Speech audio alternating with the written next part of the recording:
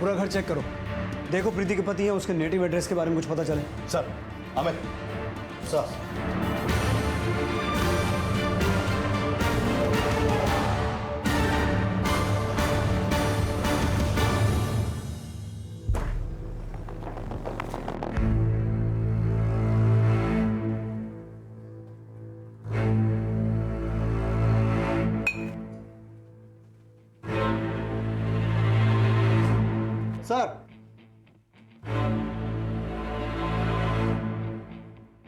Sir ये देखिए, खाली बियर की बोतल और कॉन्डोम के यूज पैकेट्स। लेकिन जितनी अय्याश वो प्रीति थी उतने तो। प्रीति थी मतलब? सर गायतोंडे ने बोला था कि प्रीति बहुत अय्याश है, हो सकता है उसका अंदाजा सही हो। लेकिन समझना ये होगा शिंदे कि इन सब चीजों का रेनू के मर्डर से क्या कनेक्शन हो सकता है, और प्रीति के गायब होने का क्या चक्कर है? क्या वाकई में प्रीति का रेनू के मर्डर में कोई हाथ है, या फिर प्रीति के साथ भी वही कुछ हुआ जो रेनू ने फेस किया?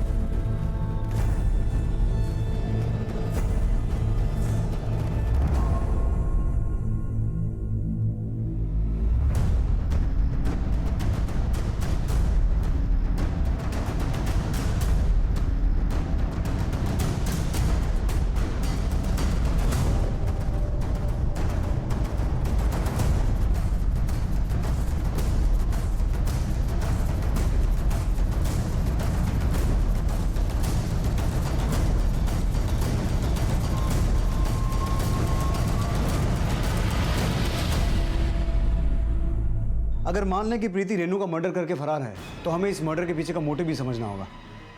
एक काम करते हैं, प्रीति और रेनू के बारे में पूरी सोसाइटी में पूछताछ करते हैं। तुम गोपालपट्टी में जहाँ से प्रीति का फोन बंद हुआ था, वहाँ से प्रीति के बारे में पता लगाने की कोशिश करो, और प्रीति के कॉल रिकॉर्ड चेक करना, उसमें कोई गोपालपट्टी का नंबर रजिस्टर्ड है क्या? Okay sir. सर ये देखिए, अंदर प्रीति का ऑफिस आईडी मिले और साथ में कुछ फोटोज मिले।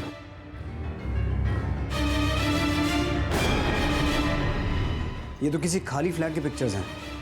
कोई खाली फ्लैट की पिक्चर्स प्रिंट करवा के क्यों रखेगा?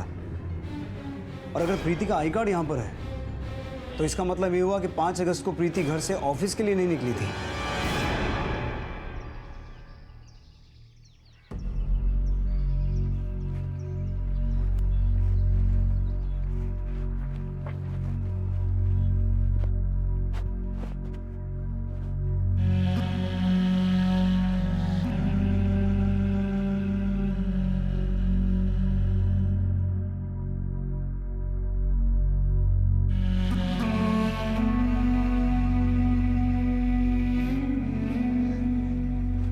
प्रीति एक्यूज थी या विक्टिम, ये फिलहाल रहस्य था।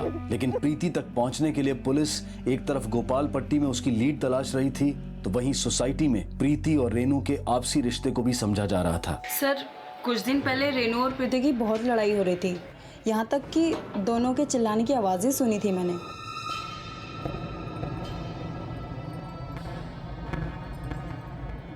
सर, मैं तो दोनों से ही दूर रहती थी, और खास करके उस प्रीति से। वो मुझे फूटी आग भी नहीं भाती थी। ऐसा क्यों? वो लड़की बहुत अय्याश थी, यहाँ तक कि वो मेरे पति को भी अपने जाल में फांसने की कोशिश कर रही थी। सर, दोनों लड़कियां काफी फ्रैंक थी और घर से निकलते वक्त अक्सर हाय हेलो हो जाती थी। लेकिन तुम्हारी बीवी तो कुछ और ही कर रही है। सर, पूरी सोसाइटी प्रीति को कैरेक्टरलेस समझती थी, शायद इसीलिए उसे गलतफहमी हो गई थी। तो तुम्हें प्रीति कैरेक्टरलेस नहीं लगती? I am not sure sir, और वैसे भी उसके बारे में हमें ज्यादा नहीं पता, लेकिन करण और उमार अक्सर उसके घर आते जाते थे। करण और उमार? करण से तो हम मिले हैं, उमार कौन है? करण का रूममेट सर। सर, मैं तो कभी कभी करण के साथ ही वहाँ चला जाता था। वो लोग भी अकेले रहते थे और हम भी। सर, इसीलिए एक दूसरे की कंपनी शेयर कर लेते थे। किस तरह की कंपनी शेयर करते थे?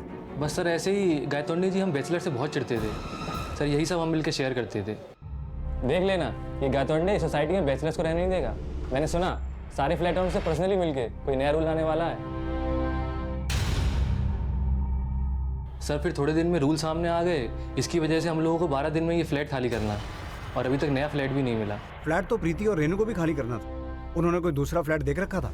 सर इसका मुझे कोई आइडिया नहीं है। सर मुझे तो ये खुद समझ में नहीं आ रहा कि रेनू के मर्डर और प्रीति के गायब होने का क्या चक्कर है।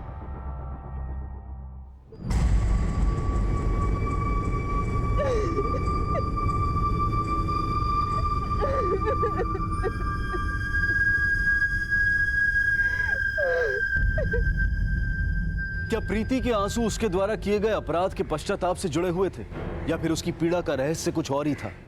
लेकिन जब रेनू की मां पुलिस से मिली तब वो रेनू की हत्या के लिए प्रीति को ही कोस रही थी। रेनू मेरा इकलौता सहारा थी। मैंने उसे हमेशा कहा कि प्रीति के चक्कर में मत पड़, लेकिन उसने मेरी एक नहीं सुनी।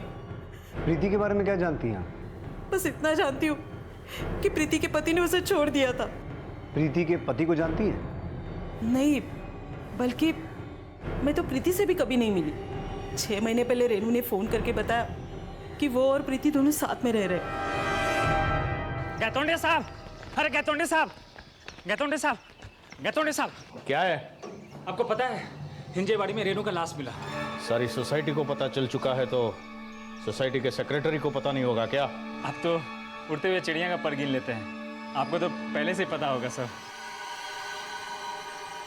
ये फाइल डीआईजी साहब के ऑफिस भिजवा देना। सर, प्रीति के कॉल रिकॉर्ड में गोपाल पट्टी से रिलेटेड तो कोई भी नंबर नहीं मिला, लेकिन उसके फोन पर एक शांति मालवनकर नाम की औरत के अक्सर फोन आते थे। प्रीति का सरनेम भी मालवनकर है। हो ना हो ये शांति मालवनकर उसकी कोई रिश्तेदार है। कहाँ रहती है? सर पुणे की है और बनवाड़ी के एड्रेस पर उसका फोन नंबर रजिस्टर्ड है।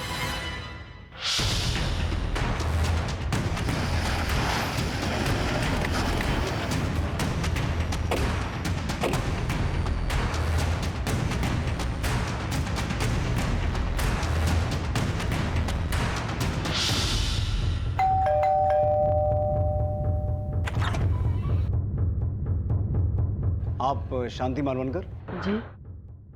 जी सर, प्रीति हमारी बहू है। हमने सुना है प्रीति को उसके पति ने छोड़ दिया था।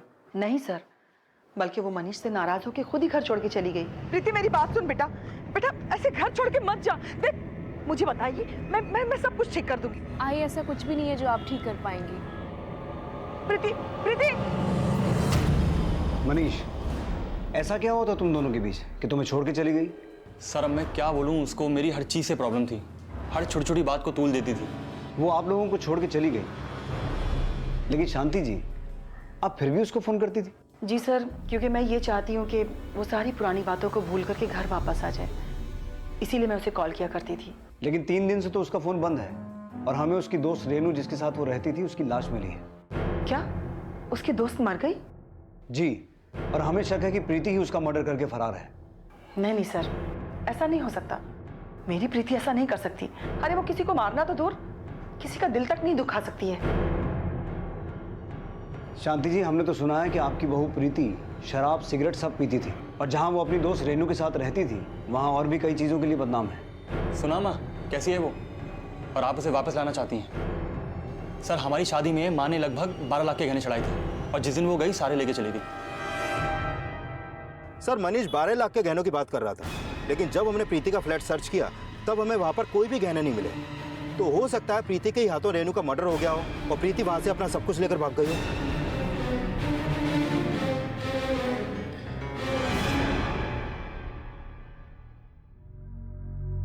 प्रीति का डिवोर्स नहीं हुआ था, लेकिन वो अपने पति से अलग रह रही थी। प्रीति का पति को छोड़ना, ससुराल द्वारा दिए गए गहनों के साथ वहां से चले जाना और जहां वो रह रही थी वहां उसके चरित्र पर उठे सवालों का रेनू की हत्या से क्या कनेक्शन था, यह अब भी साफ नहीं था। और जब पुलिस ने रेनू और प्रीति के ऑफिस में पूछताछ की तो रेनू और प्रीति की आपसी अनबन की कोई वजह सामने नहीं आई। लेकिन रेनू की पोस्टमार्टम रिपोर्ट के बाद रेनू मर्डर केस के नए समीकरण जोड़ने की कोशिश की जाने लगी। ये रेनू की पोस्टमार्टम रिपोर्ट, इस रिपोर्ट के मुताबिक उसकी मौत सर पे हुए वार की वजह से हुई और उसकी हत्या 4 अगस्त की रात 1 बजे के आसपास ही हुई जब उसका फोन बंद हुआ। रेनू उस रात 12 बजे कॉल सेंटर से निकली थी। इससे पहले वो कॉल सेंटर की गाड़ी से अपने घर जाती थी, लेकिन फिलहाल वो कॉल सेंटर की गाड़ी का इस्तेमाल नहीं कर रही थी। तो पता करो शिंदे, अगर वो कॉल सेंटर की गाड़ी का इस्तेमाल नहीं कर रही थी तो इतनी रात को अपने घर जाती कैसे थी? क्योंकि ये बात तो तय है कि उसकी हत्या कॉल सेंटर से घर जाते समय ही हुई है। Okay sir. सर, रेनू और प्रीति जिस बिल्डिंग में रहते थे वहाँ का वॉचमैन बबन है, आपको कुछ बताना चाहता है। बुलाओ। नमस्ते साहब। बोल बब्बन। हमको लगता है कि रेनू मैडम की मौत से ये गायतोंडे साहब का कुछ ना कुछ तो लेना देना है। मतलब? रेनू मैडम रोज रात को 1 सवा 1 बजे बिल्डिंग में आती थी, लेकिन गायतोंडे साहब रोज रात को तब तक रुकते थे जब तक रेनू मैडम आ नहीं जाती थी। और जिस दिन रेनू मैडम गायब हुई है ना, उस दिन वो घर पे थे ही नहीं। सुबह 4 बजे आए कहीं बाहर से।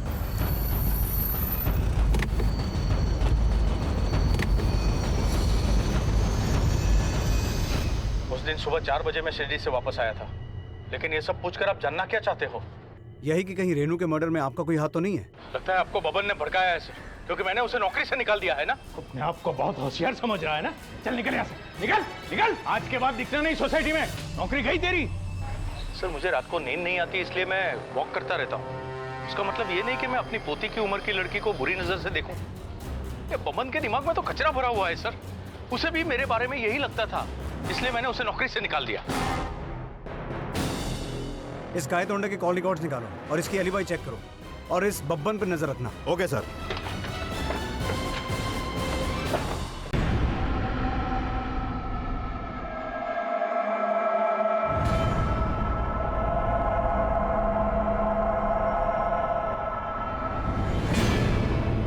सोसाइटी के सेक्रेटरी अविनाश गायतोंडे के साथ साथ उसके खिलाफ बयान देने वाला बब्बन और सोसाइटी के बाकी सस्पेक्ट्स पुलिस की नजर में थे। और तभी रेनू और प्रीति के बारे में कुछ नई जानकारियां सामने आई। सब प्रीति मैडम और रेनू मैडम के झगड़े का तो पता नहीं, पर हाँ एक औरत यहाँ पे प्रीति मैडम से झगड़ा करने जरूर आती थी। कौन औरत? उतना तो याद नहीं है, पर वो औरत प्रीति मैडम को बहू बहू करके बुलाती थी। प्रीति, प्रीति बहू, बहू घर चलो। कैसी हो तुम? सुनो सुनो प्रीति। सब वो औरत प्रीति मैडम के लिए घंटों इंतजार करती थी, लेकिन प्रीति मैडम उसे अवॉइड करके चली जाती थी। हाँ सब, यही औरत थी सब। मैं ये चाहती हूँ कि वो सारी पुरानी बातों को भूल करके घर वापस आ जाए।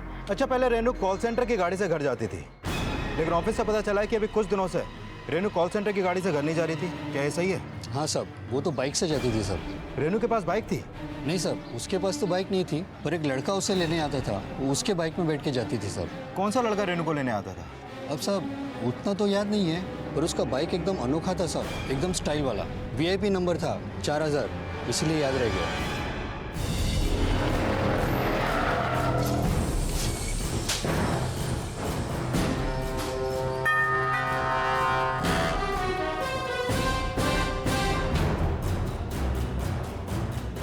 हाँ सर, वो बाइक मेरे ही नाम पे रजिस्टर्ड है, लेकिन ये आपको क्यों जानना है? आपकी वो बाइक आपका ये पोता चलाता है ना? जी सर, यही चलाता है। क्या नाम है तेरा? अक्षय। तो ही रेनू को कॉल सेंटर से पिकअप करने के लिए जाता था? हाँ सर, मैं ही रेनू को कॉल सेंटर से पिकअप करने के जाता था और बिल्डिंग के पहले ड्रॉप कर देता था, ताकि मेरे और रेनू के अफेयर के बारे में आजोबा को पता न चल जाए। तो 5 अगस्त की रात को भी तू ही गया होगा उसे पिक करने के लिए? नहीं सर, उस रात में नहीं गया था, मेरी बाइक ख़राब हो गई थी। आप चाहो तो किसी से ही पूछ लो। ठीक है, तो जब तक हम ना कहें तुम और आप गायतोंडे साहब शहर छोड़ कर नहीं जाएंगे। ओके सर, मैंने कंफर्म किया 5 अगस्त को अक्षय की बाइक रिपेयर के लिए गैरेज में थी और उसके फ़ोन की लोकेशन भी उसके खुद के घर की थी। और सर ये भी कंफर्म किया कि रेनू उस दिन कॉल सेंटर की गाड़ी से नहीं गई थी। Excuse me sir. हाँ ओके, लेके आओ उसे। सर वनवाड़ी पुलिस स्टेशन से फ़ोन था, उन्होंने प्रीति को सह्याद्री पार्क से पकड़ लिया।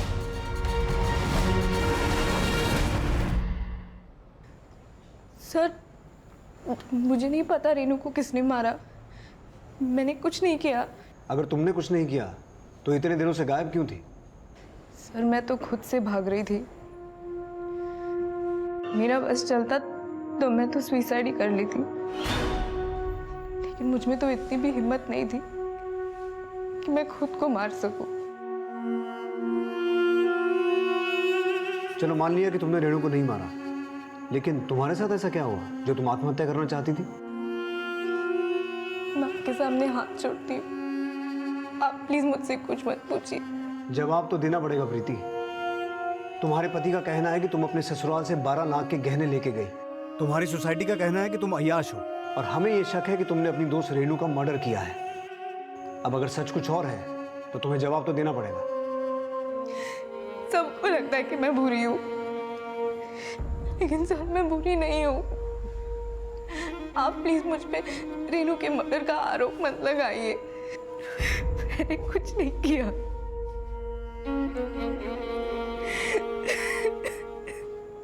सर ये तो कुछ भी क्लियर नहीं बोल रही है, कहीं कोई ड्रामा तो नहीं कर रही? हो सकता है शिंदे, मान लो इसने रेनू को नहीं मारा है, लेकिन इसके साथ ऐसा क्या हुआ है जो हमें बताना ही नहीं चाहती। सर, गायतोंडे के पोते अक्षय पे किसी ने जानलेवा हमला किया है, सिटी हॉस्पिटल में एडमिट है। फिर तो अक्षय से चल रहा था, तो फिर रेनू को मेरी रेनू क्यों बोल रहा है? रेनू से मैं प्यार करता था सर, लेकिन मुझे पता चला कि वो उसे घुमा रहा है। तू ही रेनू से प्यार करता था या रेनू भी तुझसे प्यार करती थी? सर वो भी मुझसे प्यार करती थी। तो ये बात उन्हें पहले क्यों नहीं बताई? सर मैंने इसलिए नहीं बताई कि कहीं उसके गायब होने का शक आप मुझ पे ना करें। लेकिन हमें तो लग रहा है उसको मारने में भी तेरा ही हाथ है। नहीं सर, मैंने रेनू को नहीं मारा सर, मैं उससे प्यार करता था। लेकिन ये बात भी सच है कि रेनू मुझे धोखा दे रही थी। प्रीति ने मुझे कई बार कहा कि रेनू मुझसे प्यार नहीं करती, और सर वैसे भी रेनू की वजह से प्रीति बदनाम हो रही थी। मतलब? शराब और सिगरेट रेनू के शौक थे, प्रीति तो उसे हाथ तक नहीं लगाती थी। इसका मतलब ये हुआ कि अय्याश रेनू थी और बदनाम प्रीति हो गई। एक बात बता, तुझे क्या लगता है तेरे और अक्षय के अलावा रेनू का अफेयर और किससे हो सकता है? सर उनके फ्लैट में उमर और सिद्धार्थ भाई आया जाया करते थे सबको, और मुझे ये लगता था कि वो प्रीति से मिलने जा रहे हैं, लेकिन अब लगता है कि उनका अफेयर भी रेनू से होगा। हाँ सर, रेनू का मुझसे भी रिलेशन था, लेकिन मैंने उसे नहीं मारा सर। मैं मानता हूँ सर मेरा रेनू से अफेयर था, लेकिन मैंने उसे मारा नहीं सर। सर इन सब का रेनू के मर्डर में हाथ हो सकता है, लेकिन इनमें से किसी के भी खिलाफ अभी तक हमारे पास कोई एविडेंस नहीं है, और प्रीति भी बार बार यही दोहरा रही है कि उसने रेनू को नहीं मारा। शिंदे, एविडेंस तो प्रीति के खिलाफ भी नहीं है, लेकिन ऐसी क्या बात है जो वो छुपा रही है? प्रीति के घर से हमें ये फोटोग्राफ्स मिले थे जो किसी खाली फ्लैट के हैं। आखिर ये फोटोग्राफ्स प्रिंट करवाए क्यों गए थे? सर ये मेरे फोटोग्राफ्स नहीं है, रेनू के होंगे। लेकिन रेनू ने ये फोटो अपने पास क्यों रखे हुए थे? क्या रेनू या फिर तुम दोनों इस फ्लैट में शिफ्ट होने वाले थे? सर मुझे नहीं पता।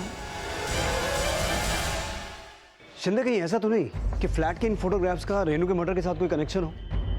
एक काम करो, इंटरनेट पर सर्च करो, क्या किसी ने अपना फ्लैट बेचने या किराए पर देने के लिए ये फोटोग्राफ्स किसी साइट पर अपलोड किए हैं? Okay sir. सर, प्रीति के सास आई है शांति, प्रीति के जमानत के लिए।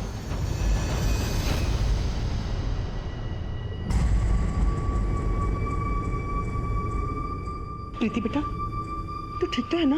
प्रीति, इन्होंने तुम्हारी जमानत करवा दी है, तुम जा सकती हो। सर आप चाहे मुझे जिंदगी भर जेल में रख दो, लेकिन मैं इनके साथ नहीं जाऊंगी। ये तो क्या कह रही है बेटा? अगर मेरे मनीष से कोई गलती हुई है ना, तो उसकी तरफ से मैं तुमसे 1000 बार माफी मांगने के लिए तैयार हूँ, लेकिन ऐसा मत बोल बेटा। चल मेरे साथ घर चल। आई मेरे पास कोई गहने नहीं है, मैं कंगाल हूँ। मेरी धन दौलत सब तो ही है बेटा। के बीच में कोई ऐसी अनबन हुई होगी जिस वजह से इस हालत में भी प्रीति अपने ससुराल नहीं जाना चाहती। शिंदे, पति ही नहीं, वजह सास से जुड़ी भी हो सकती है। सर हो सकता है शांति जी प्रीति को अपने साथ गहनों के लालच में ले जाना चाहती हूँ, लेकिन ये भी साफ है शिंदे कि हमें प्रीति के घर से कोई गहने मिले नहीं। अब या तो उसने वो गहने कहीं छुपा दिए हैं या फिर बेच दिए हैं। कैसे भी करके ये पता करो कि प्रीति उस दिन वहाँ गोपाल पट्टी में कहाँ थी, और पुणे में जितने भी पुराने गहने खरीदने वाले सुनार हैं सबसे पूछताछ करो। पुलिस अब प्रीति के उन 12 लाख के गहनों का राज पता कर रही थी जो वो अपने पति के घर से लाई थी। वहीं इन्वेस्टिगेशन के दौरान प्रीति के घर से मिले उस फ्लैट के फोटोग्राफ से जुड़े खुलासे में कुछ नए समीकरण सामने आए। सर इस ऐड में जो फोटोग्राफ्स अपलोडेड हैं ये वही फोटोग्राफ्स हैं जो हमें प्रीति और रेनू के फ्लैट में मिले थे, लेकिन सर ये ऐड सेल के लिए है। प्रीति ने हमें कहा था कि ये फोटोग्राफ्स रेनू के हैं, तो क्या रेनू ये फ्लैट खरीदना चाहती थी? लेकिन रेनू का फाइनेंशियल स्टेटस इतना अच्छा नहीं था कि वो फ्लैट खरीद सके। लेकिन शिंदे, अगर रेनू ने ये प्रिंट निकाले थे तो किस मकसद से? सर, भीमनगर के अभिनंदन ज्वेलरी शॉप पे 2 अगस्त को प्रीति ने अपने गहने बेचे थे, और ज्वेलर्स ने उन गहनों के 12.5 लाख रुपए कैश प्रीति को दिए थे। 12.5 लाख? अगर 2 अगस्त को उसके पास 12.5 लाख रुपए कैश था तो कैश गया कहाँ? सर कहीं ऐसा तो नहीं कि रेनू ने प्रीति को चीट किया हो? उसने उस फ्लैट के फोटोग्राफ्स दिखाकर प्रीति से पैसे हड़प लिए और शायद इसी वजह से प्रीति के हाथों रेनू का मर्डर हो गया हो। ऐसा माना जा रहा था कि कहीं रेनू की हत्या प्रीति को दिए गए पैसों के धोखे से तो नहीं जुड़ी थी, और जल्द ही प्रीति की चुप्पी की वजह का एक चौंका देने वाला राज सामने आया। सब प्रीति का रेप हुआ है। उसके प्राइवेट पार्ट्स पर इंजरी मार्क्स हैं। प्रीति चुप रह के क्या साबित करना चाहती हो? तुम बता क्यों नहीं रही हो कि तुम्हारे साथ किसने? सर प्लीज आप मुझसे कुछ मत पूछिए। लेकिन ऐसी क्या मजबूरी है जो तुम चुप रहकर अपने ही अपराधी को बचा रही हो? क्या तुम्हारी सोसाइटी में से किसी ने तुम्हारे साथ? सर प्लीज आप मुझे मेरे हालात पे छोड़ दीजिए। प्रीति की चुप्पी इस केस को और भी जटिल बना रही थी और अंदाजों के आधार पर प्रीति की सोसाइटी में रहने वाले लड़कों को प्रीति रेप केस का सस्पेक्ट मानकर पूछताछ की जा रही थी। सर मैंने प्रीति के साथ कुछ भी नहीं किया, ट्रस्ट मी सर। तुमने सिर्फ उसका रेप ही नहीं, उसके 12.5 लाख रुपए भी चुराए हैं। सर मैंने कोई पैसे नहीं चुराए, ना तो मैंने प्रीति के साथ कुछ किया है और ना ही रेनू के साथ। पूछताछ की इस कड़ी में रेनू और प्रीति के फ्लैट ओनर द्वारा सिक्योरिटी गार्ड बब्बन पर भी शक जताया गया। सर प्रीति कई बार बोलती थी कि बब्बन उसको बुरी नज़र से देखता है और मैंने उसकी कंप्लेंट गायतोंडे से भी की थी, लेकिन वो तो प्रीति को ही गलत बोलने लगे। साहब बोलते हैं साहब हम मानते हैं कि प्रीति मैडम हमको बहुत अच्छी लगती थी, लेकिन हम ताड़ने के अलावा और कुछ किए ही नहीं है। सही बता रहे हैं साहब, हमको तो लगता है ये गायतोंडे साहब ने ही प्रीति मैडम के साथ ये सब किया है। ऐसा कैसे कह सकते हैं आप? बिना किसी सबूत के अगर दोबारा मुझ पर इल्जाम लगाया तो मानहानि का केस कर दूंगा मैं।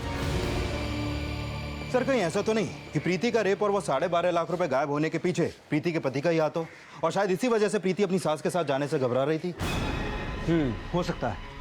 प्रीति के पति को बुलाओ, एक बार उससे भी अच्छे से पूछताछ कर ही लेते हैं। Okay sir. सर मैं प्रीति से पिछले 6 महीने से नहीं मिला हूँ और आप मुझ पर यह एलिगेशन लगा रहे हैं। अभी तो सिर्फ एलिगेशन लगाए हैं, जरूरत पड़ी तो डंडे भी लगाएंगे। रेप एक्यूज को कैसे पीटा जाता है तुझे अंदाजा नहीं है। सर मैं प्रीति क्या किसी का रेप नहीं कर सकता। मैं नपुंसक हूं सर। अगर तुम नपुंसक हो तो तुमने प्रीति से शादी की क्यों? मैं किसी से शादी करना नहीं चाहता था सर, लेकिन आई ने मेरी शादी जबरदस्ती प्रीति से करा दी। आई को मेरे बारे में कुछ नहीं पता। शादी के बाद मैं प्रीति के सामने शर्मिंदा नहीं होना चाहता था, इसलिए मैं उससे दूर रहने के बहाने ढूंढने लगा। मैं उससे जानबूझ के झगड़ा करता था।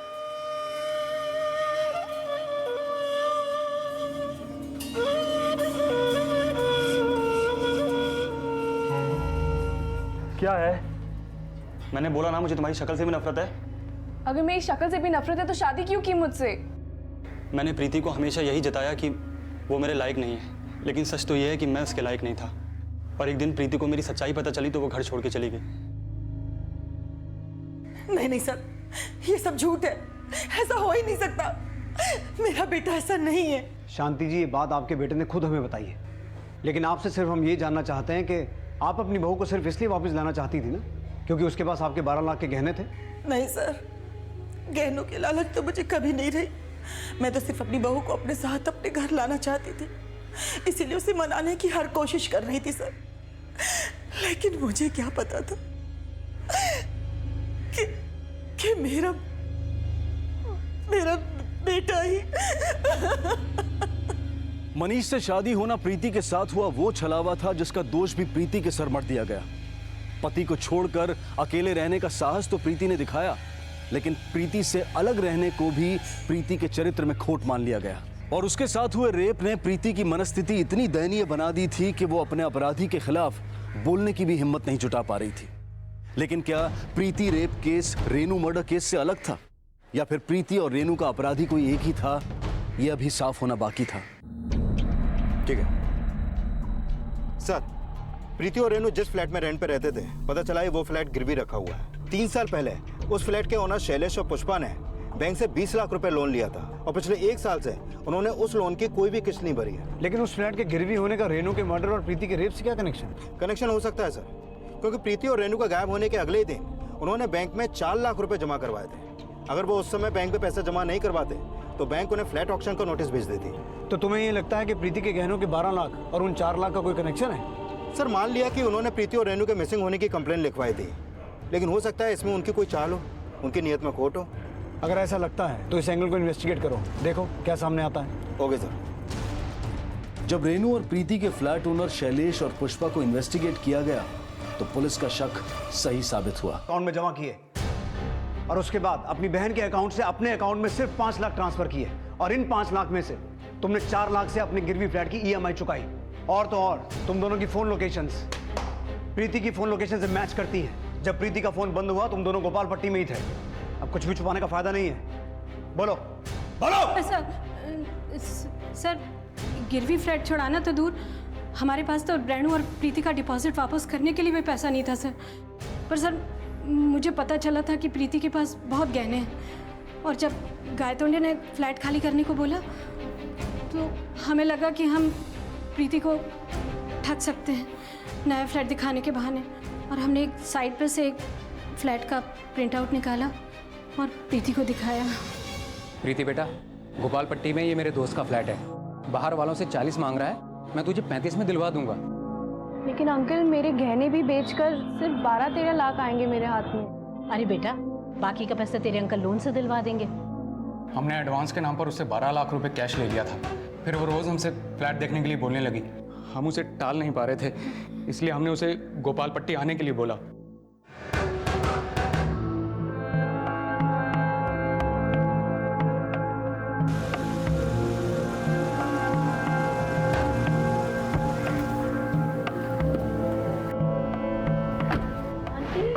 ये कहाँ आया? के नंबर भी बंद आ रहे थे, हमें लगा कि कहीं प्रीति ने सुसाइड ना कर लिया हो, इसलिए उनकी मिसिंग होने की कंप्लेंट लिखवाई। प्रीति को तो 12 लाख के लिए ब्लैकमेल किया, और रेनू, उसे क्यों मारा? नहीं सर, रेनू को हमने नहीं मारा है सर। शिंदे, जब तक ये सच ना बोले अच्छे से सेवा करो इनकी। बहुत जोर देने के बावजूद भी शैलेश और मैं बहुत डर गई थी सर। मुझे लगा कि अगर मेरा वीडियो अपलोड हो गया तो मैं किसी को मुंह दिखाने लायक नहीं रहूंगी। पहले से ही इतनी बदनाम थी मैं। हमने सुना कि कैरेक्टर रेनू का खराब था, उसके कई अफेयर्स थे। हाँ सर, लेकिन वो जैसे भी थी दिल की बुरी नहीं थी, उसने हमेशा मेरी मदद की। लेकिन उसकी वजह से तुम्हें सोसाइटी में बदनामी भी तो मिली।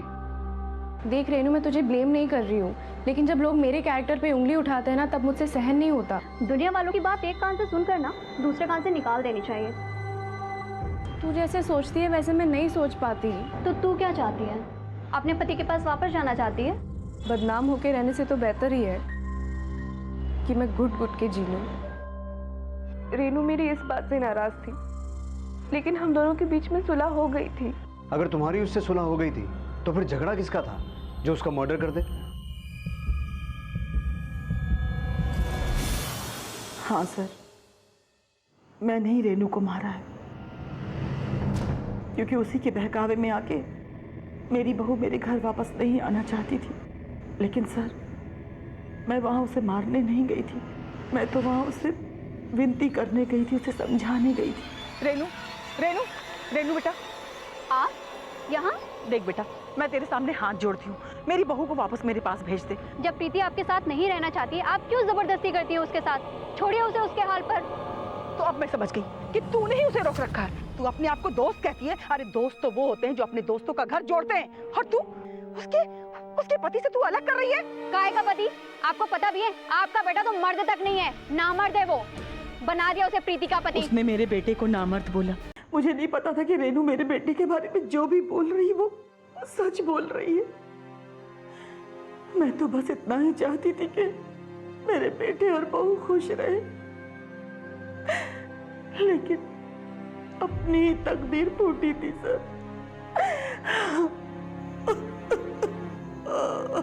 सच कड़वा ही होता है शांति जी। बेहतर यही होता कि गुस्से में आकर किसी की जान लेने की बजाय आप सच का कड़वा घूंट पी जाती। प्रीति और मनीष का रिश्ता शांति की नजर का वो क्षितिज था जिसे वो दूर से जुड़ता हुआ तो देखती थी, लेकिन इस हकीकत से अनजान थी कि उनका रिश्ता उन दो समानांतर रेखाओं की तरह था जिनकी दूरी वो कभी खत्म नहीं कर पाएगी। कभी कभी नजर के भ्रम को भी सच मान लिया जाता है, लेकिन अपने इस भ्रम को गलत नजरिया देना एक ऐसी भूल है जिसका खामियाजा व्यक्ति विशेष तो भुगतता ही है, लेकिन दोषी वो समाज भी बन जाता है जिसका प्रतिनिधित्व करने वाले कभी कभी भले को बुरे की संज्ञा देकर उसे बदनाम कर देते हैं। अब मैं अनूप सोनी आपसे विदा लेता हूं, फिर मुलाकात होगी अगले एपिसोड में एक और चौंका देने वाले केस के साथ। तब तक अपना और अपने परिवार का ख्याल रखें और देखते रहें क्राइम पेट्रोल डायल 100। सबक एक को सीख हम सबको। जय हिंद।